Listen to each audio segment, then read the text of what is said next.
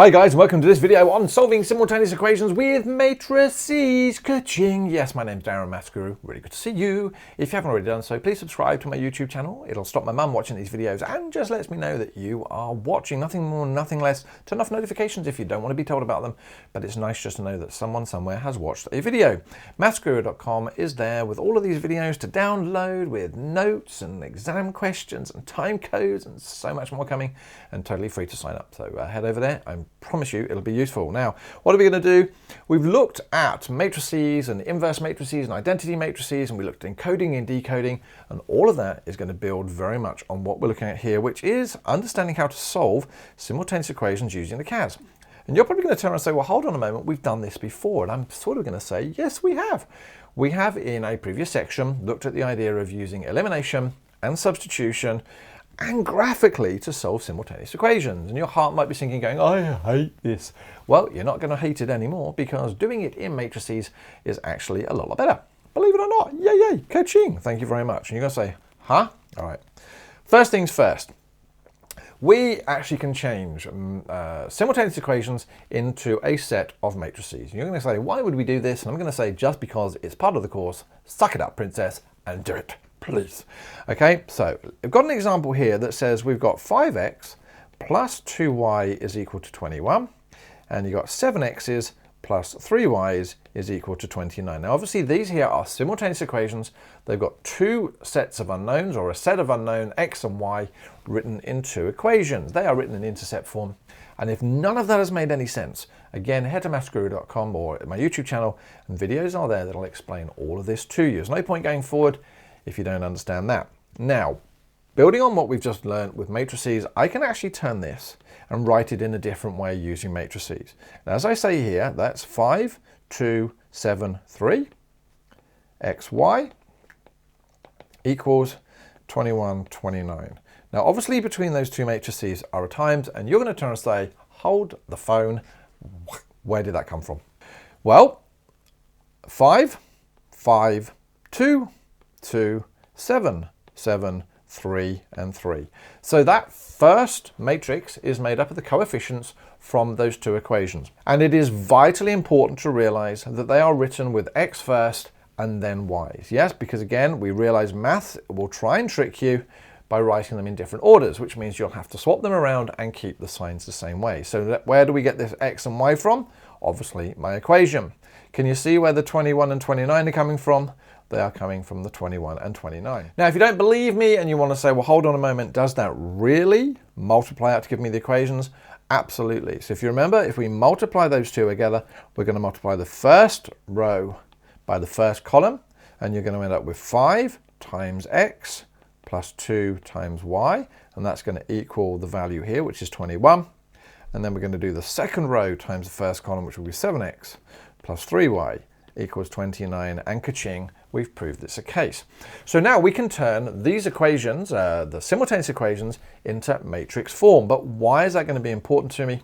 Well, again, it sort of builds on the idea that we had before.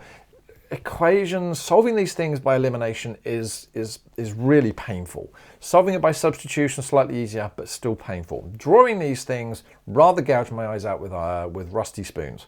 So this, to me, sounds like it could be easier, and I promise you it is. Just going to recap the idea of the matrix algebra. So what we tend to do is we give the matrices names. That one there we tend to call A, Y, don't know, who cares, whatever. This one here we call X. I know, we'd want to call it B, yeah? But no, we call it X. And this one, for some reason, we tend to call C. So writing this out using matrix algebra, as I say here, we would have A times X is equal to C.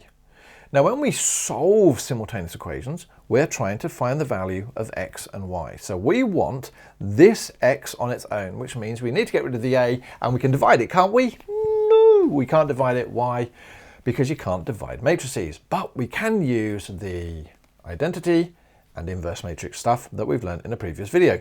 So if you remember from a previous video, a times a to the minus 1 is the same as a to the minus 1 times a, which is the identity matrix. And why is the identity matrix helpful? Because when we multiply by the identity matrix, it's the same as multiplying by 1. So I'm now going to pre-multiply both sides of this equation by a to the minus 1. And ka-ching. We've now got, there was my a times x, I've kept my a times x, there was my c, I've kept my c, I've just pre-multiplied both equations by a to the minus 1. Now why is that? Hold on a moment, we've got an a to the minus 1 times by a. And what does that become? It becomes the identity matrix times x is equal to a to the minus 1 times c. And what do we know about the identity matrix times anything? It's effectively the same as multiplying by 1, which will just give me x on its own is equal to a to the minus 1 times c. So, what that actually means is to find these values here, I pre-multiply c by the inverse of that. You're going to say, well, hold on a moment, what's the inverse? Well, again, remember, we can use our CAS calculator to find this. Now, interestingly, in a previous video, I'd have got you to put in the original matrix, wouldn't I? I'd have got you to put in A, so I'd have said, well, let's put 5, he says 5. What am I doing? Let's try that one again. I'd have told you to do 5, 2, 7, 3, make that A, and then we'd have a to the minus 1. Well, funnily enough, your calculator can do all the hard work for you. You can actually put in that matrix in whatever way you are, whatever calculator you're using, and put it in and then just raise it to the minus 1. So again, here is x equals a to the minus 1 times c. So we don't put that into my calculator. I'm not interested because what I know is whatever answer comes out is going to be my values of x and y. And I can quite literally put that into my calculator. Notice I put it in as a 2 by 2 and then I've raised it to the power of minus 1. That's my inverse. I've done a times. Be very careful to make sure you put that times sign in and then matrix C. And what's come out? Well, now I know that x, y is equal to 5 minus 2. Is that what it says? And so therefore, x is equal to 5, y is equal to minus 2. And bearing in mind these things are equations that are crossing, we would then say that my solution, if I wanted to, was the point 5 comma minus 2. That's where it crosses over, 5 comma minus 2. Ooh, another example, love, love, love, love. What about this one? 3x plus 2y equals 12, 5x plus y equals 13. All right, so remember the coefficients go in the first matrix. So we're going to have 3, 2, 5, and you're going to say, but there isn't one. Yeah, there is, because in front of that y is in fact a 1. And again, don't get tricked with minus signs. Please, please, please. If any of those values were negative, you have to put the number in. So that's that one. If you remember, the next one is just the pronumerals, x, y, and the last one is the numbers at the end, 12 and 13. So this is A, this is C, sorry, no, it's not. That is x, and that is C. And what do you remember? So using the matrix algebra, I could go through it all again. Shall I? I've got A times x equals C. A to the minus 1 times A times x is equal to A to the minus 1 times C. That's the same as my identity matrix times x is A to the minus 1 times C. And that is the same as x is A to the minus 1 times C. Okay, so to find my xy, I'm going to move this over and keep it as 3, 2, 5, 1, but raise it to the minus 1 and times that by 12, 13. What have we done? Ka-ching, there we go, there's the screenshot showing you exactly that. So, taking that, what do I get? I get my value as 2, 3, which means x, y is 2, 3. So x is 2, y is 3, and as a coordinate, those graphs intersect or cross at the point 2, 3. Easier, yeah, than substitution, graphical, and elimination. I love matrices. And believe it or not, ladies and gentlemen, that's the end. Go away and practice. Thank you very much. I mean, don't go away yet. There's a couple more minutes of the video. Chill.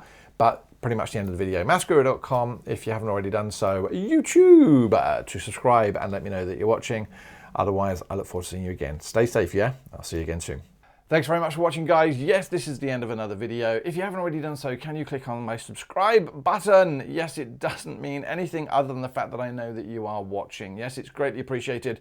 Otherwise, I feel like I'm sitting here just talking to myself. And then, yes, there is mathsguru.com, of which you can see a still of now. And what is over there? Well, all the videos ordered by textbook, ordered by topic. You can search for the videos. You can download notes, time codes, exam questions, and so much more coming up. Yeah, it's absolutely free to join.